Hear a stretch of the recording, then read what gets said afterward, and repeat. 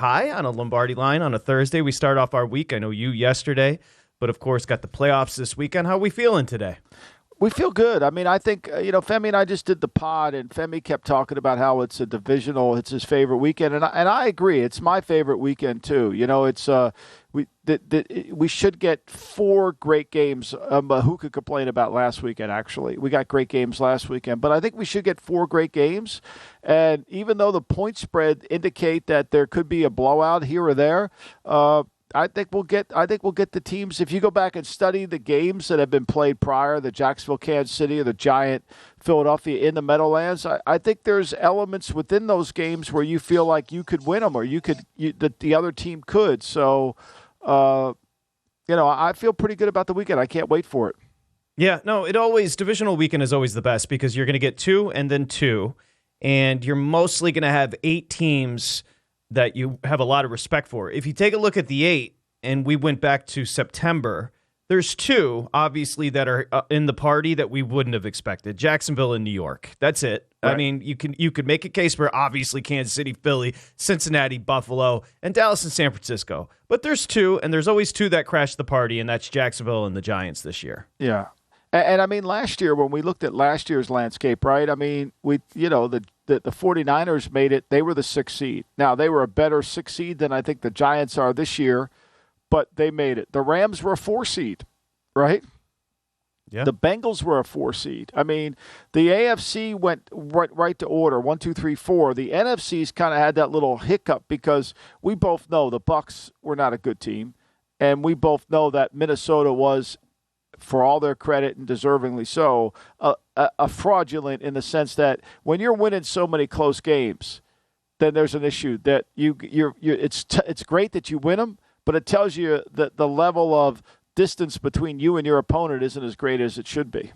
100%. We'll get to how those numbers open, where they sit now. It's a Thursday here on the Lombardi line, so of course, you're used to it. Will Hill, then Mike Somich, and Mike Palm with Palms Pressing 3. Let's start with some breaking news as we get underway here on a Thursday. Lombardi Line here on VSiN, the Sports Betting Network. The fluidity of the NFL, and just when you're hot, you have to take advantage and capitalize. Because remember last offseason, Byron Leftwich was wanted and hot in the streets when it came to a head coaching position. Now he's been fired as we open up the show as offensive coordinator of the Tampa Bay Buccaneers. Not a huge surprise, but it is official.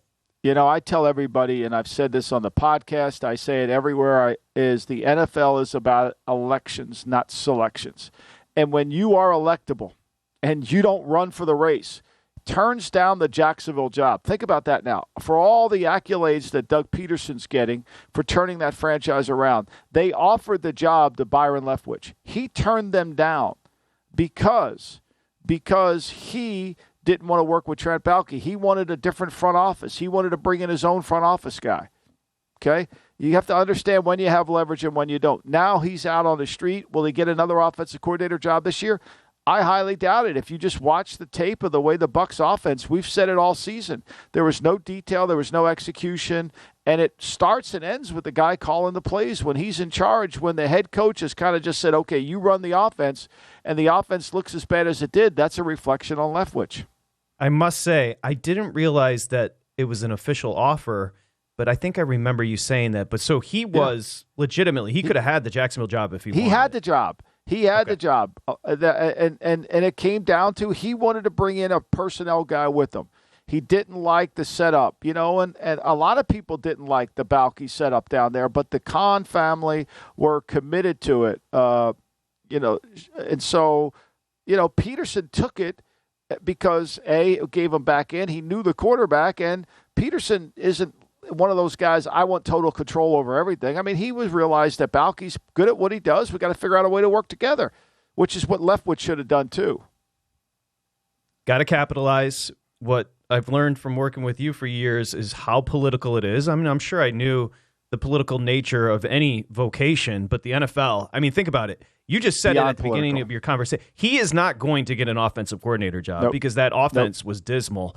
And so he goes from having a head coaching position, 1 of 32 on the planet, to now, I mean, where do you go? Back to manage a quarterback and then try to work your way back up to OC?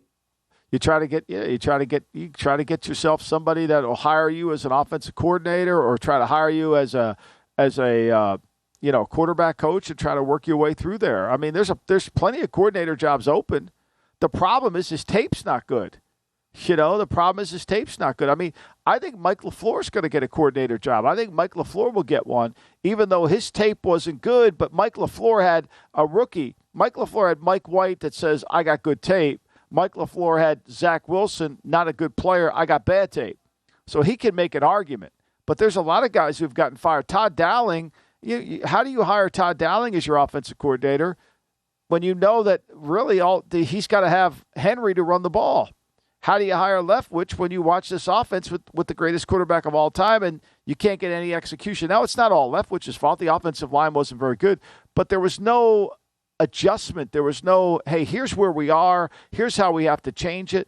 There was none of that. And so he's going to pay a price for that.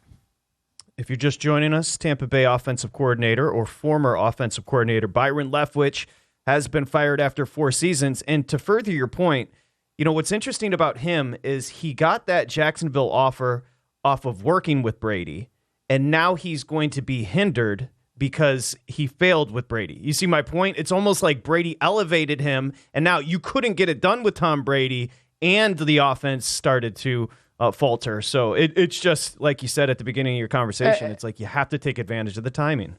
And the timing of Bruce Arians' decision of retiring.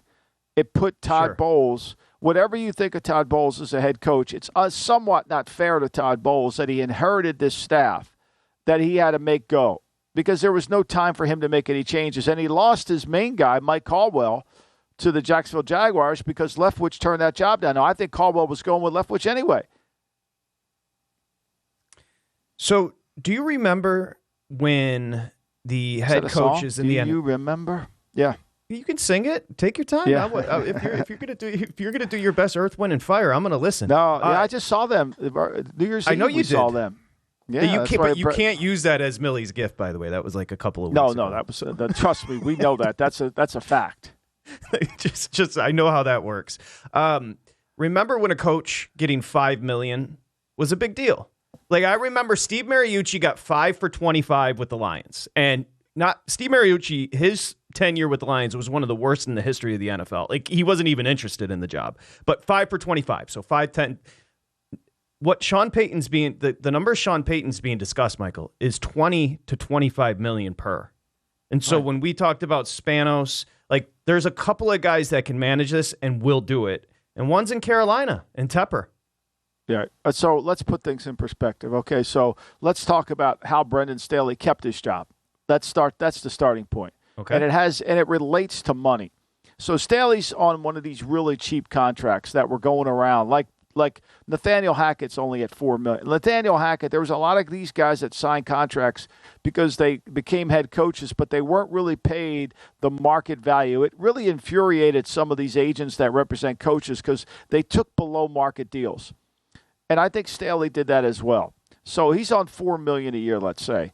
So the Spanos family fires him for 2 more years. That's $8 million. If they want to hire a coach now, the market here for the new coach is somewhere between $8 and $9 million. That's kind of the new market right now. And why is that? Okay, because the value of these franchises go way up. The value of the cap goes way up. So the guy who's running everything, he's going to get it's going to be a raise. Now let's go to Sean Payton in that context.